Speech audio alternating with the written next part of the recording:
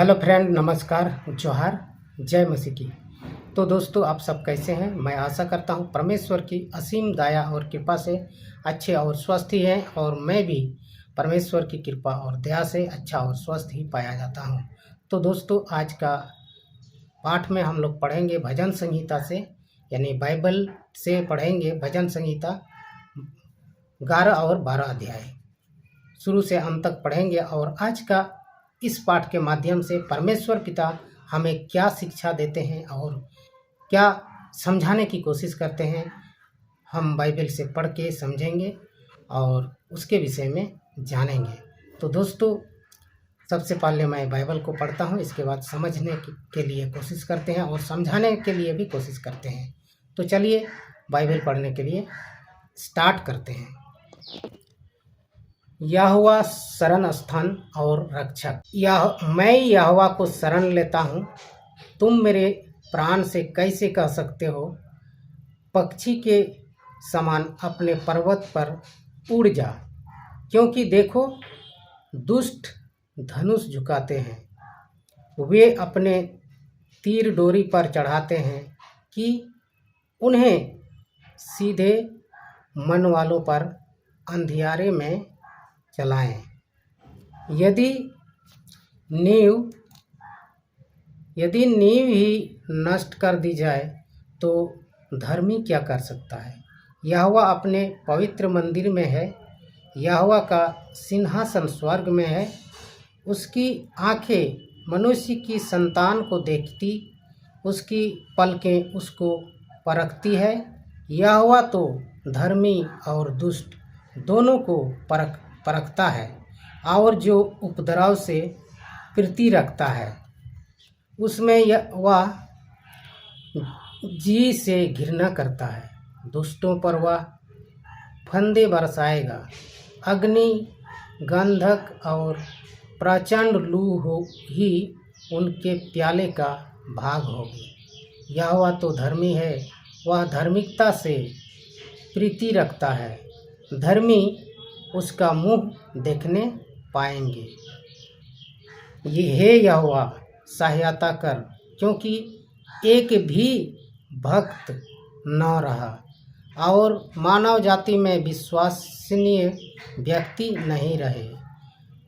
वे एक दूसरे से झूठी बातें कहते हैं, चापलूसी भरे होठों तथा दो रंगे मन से वे बोलते हैं। यहोवा बहुमूल्य होठों और ऐसी जीभ को जिससे बड़े बड़े बोल निकलते हैं काट डाले। जिन्होंने कहा है, हम अपने बीच में से ही विजय होंगे। हमारे हाथ तो हमारे ही हैं, भला कौन है हमारा प्रभु?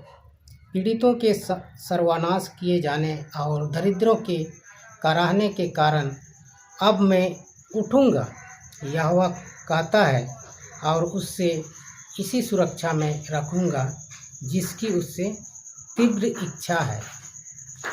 यहोवा के वचन तो पवित्र वचन है, वे ऐसी चांदी के समान हैं जो भट्ठी में मिट्टी पर ताई जाकर 7 बार शुद्ध की गई हो।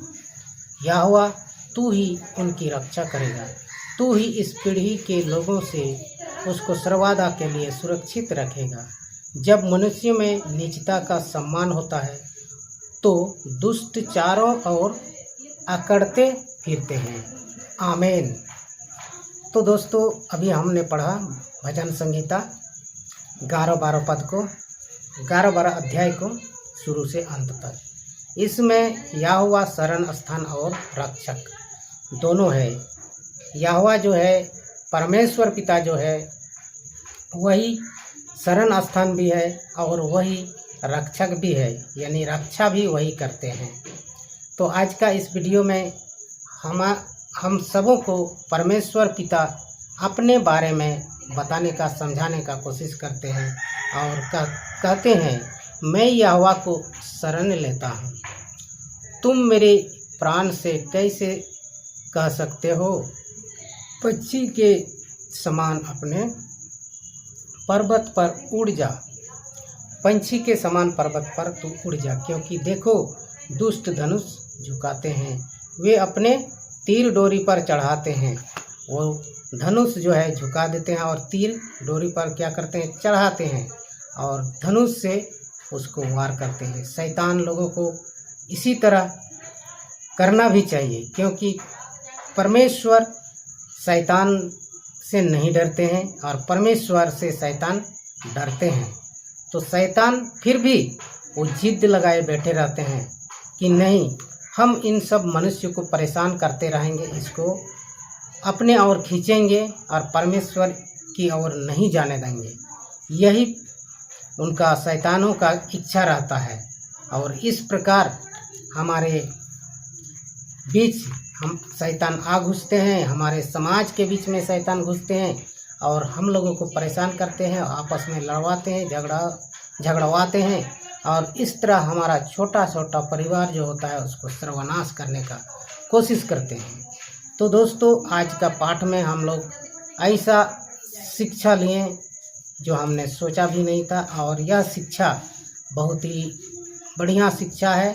इसीलिए इसके बारे में यह भजन संहिता को हमेशा पढ़ते रहना चाहिए, अन्यथा हम परमेश्वर के विषय में कुछ नहीं जान पाएंगे। तो दोस्तों, आज का वीडियो में इतना ही, फिर मिलते हैं नेक्स्ट वीडियो में। तब तक के लिए जय हिंद, जय यीशु।